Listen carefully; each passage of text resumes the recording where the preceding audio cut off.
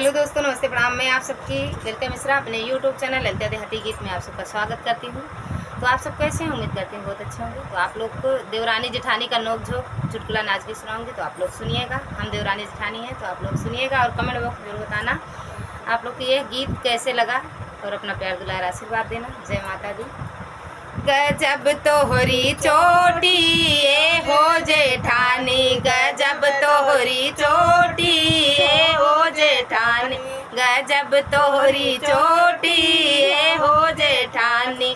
कौने स्कूलवा में कैलू पढ़ाई, कौने स्कूलवा में कैलू पढ़ाई।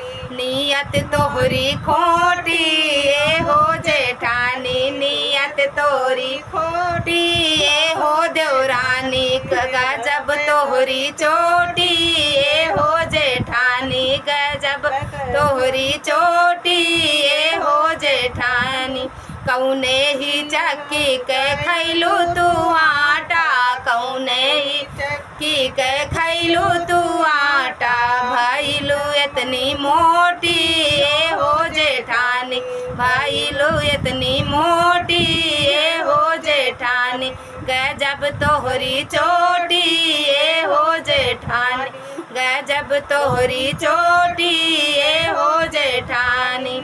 सासू ननद संगे पेट नहीं भारे, सासू ननद संगे पेट नहीं भारे, पेट नहीं भारे हो पेट नहीं भारे। चोरा के खैलू रोटी ए हो जेठानी, चोरा के खैलू रोटी ए हो जेठानी। गजब तोहरी चोटी ए हो जेठानी, गजब तोहरी चोटी ए हो जेठानी।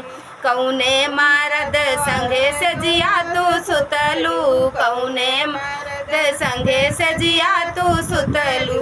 लाइका कैलू बेसी ए हो जेठानी, लाइका कैलू बेसी ए हो जेठानी। गजब तोहरी चोटी ए हो जेठानी, गजब तोहरी चोटी ए हो जेठानी, गजब तोहरी चोटी ए हो जेठानी।